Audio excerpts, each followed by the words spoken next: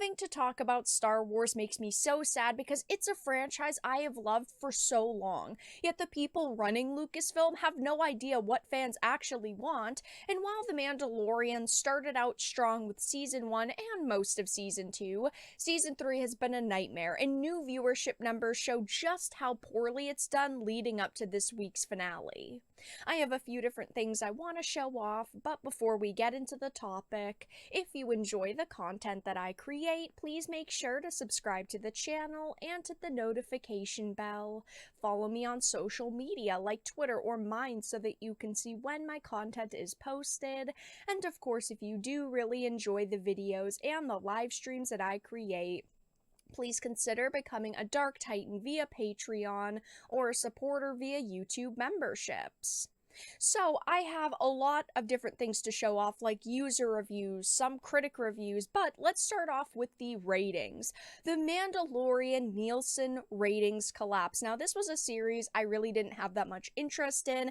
Of course, after they fired Gina Carano, I just kind of gave up on The Mandalorian. I didn't feel very excited leading up to this season, and I did try to give it a chance, but it just wasn't good. It says following week 3's big bump, now The Mandalorian Nielsen ratings collapse for episode 4 of season 3, which aired during the week of March 20th to 26th. Now, of course, when a show is airing week by week, it takes a few weeks for all of the viewership information to release, and it is not looking good as time goes on. It seems to be pretty much like I said, in that the fans are not binge watching the show and aren't necessarily tuning in every week as part of their must-see TV programming. Week 3's numbers saw 1.115 billion minutes viewed, the highest of the season, but Nielsen reports that week episode 4, The Foundling, aired that The Mandalorian was only viewed 795 minutes, a decline of nearly 30%. So it does seem like people were trying to give the show a chance at the beginning, but unfortunately for them, it just didn't catch on with viewers. They've tried to watch it and they've given up. Now, seeing where the drop-off happened isn't surprising at all because episode 3 was The Convert, which prior to the recent Jack Black episode is The Mandalorian's lowest rated episode on IMDb, so it appears as if fans turned off The Mandalorian after this, an episode a lot of fans didn't seem to like. After we saw Lizzo and Jack Black in Mandalorian, I gave up. I said, no more. I will not even finish this. I'll read a plot synopsis online. There's no way I am going to even waste my time with this series anymore, because that is one of the moves that they have made that just shows they don't actually understand their audience and what we want out of a series like this. But now that the finale is out and people can judge the whole entire season, it's not looking good for Lucasfilm. Heading on over to Rotten Tomatoes, as you can see, it's pretty bad. The top critic is at an 80%, which is solid. I think an 80 doesn't raise any red flags, but the audience score is sitting at a 51%, which of course is the lowest rated season of Mando. Season 1 has over an 80, and so does Season 2. The other two seasons, again, were going in solid directions, but they went completely off the rails with 3.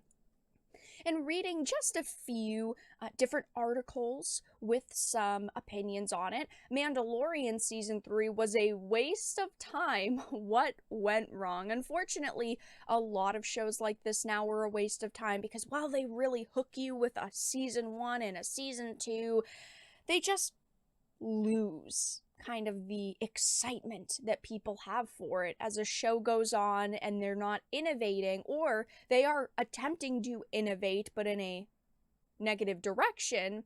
People give up. The Mandalorian Season 3, what the hell happened? When the show returned after 2.5 years in carbon freeze, I was surprisingly, alarmingly underwhelmed. I, a Star Wars fan for over 32 years, one who had a near religious experience at his first Star Wars celebration last year, left the Season 3 premiere with a big shrug and a confused, huh.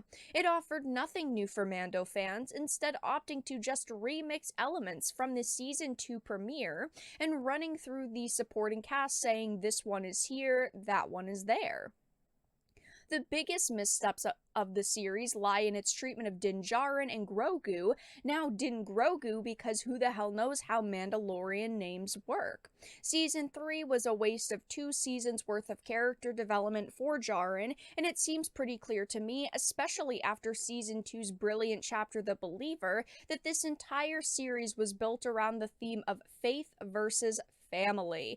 It is sad to see a decent series go off the rails, because I would have loved to keep watching this, but after they fired Gina Carano, we knew that there were going to be problems with this because they were banking pretty heavily on her character in the last two. She was very important to Grogu and Din Djarin and the direction they were headed in, and now that you have to erase that character, they have to fill in the blanks, and while they did do that with Bo-Katan for the most part, she is still her own character, and I still feel like Cara Dune was a better character to go with Grogu and Djarin. I also wanted to reference this Bounding into Comics article that talks about the season finale and just kind of rounds up all of the issues that people, including myself, have with this whole season, really. It says that the worst part of this final episode is how it felt the need to rush to a conclusion, and I hate when this happens.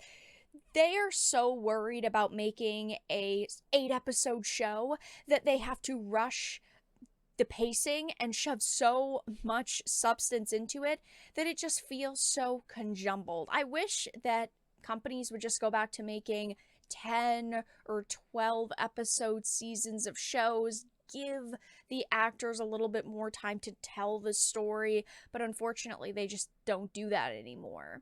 I've remarked on how the book ending of Star Wars TV shows means that unnecessary garbage filler ends up packing the middle, leaving the writers no time to wrap up the final act, which definitely happens here.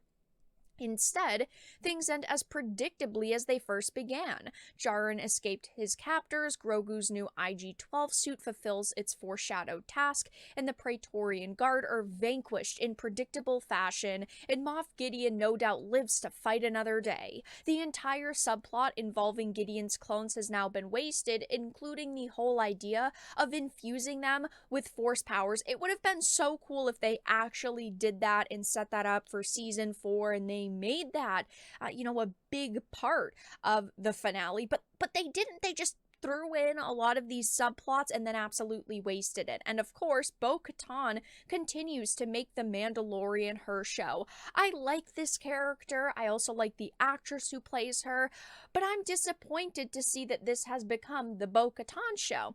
While I understand a big reason why they did that was to fill in Cara Dune's slot, Cara Dune was just a much better character with Din Djarin and Grogu.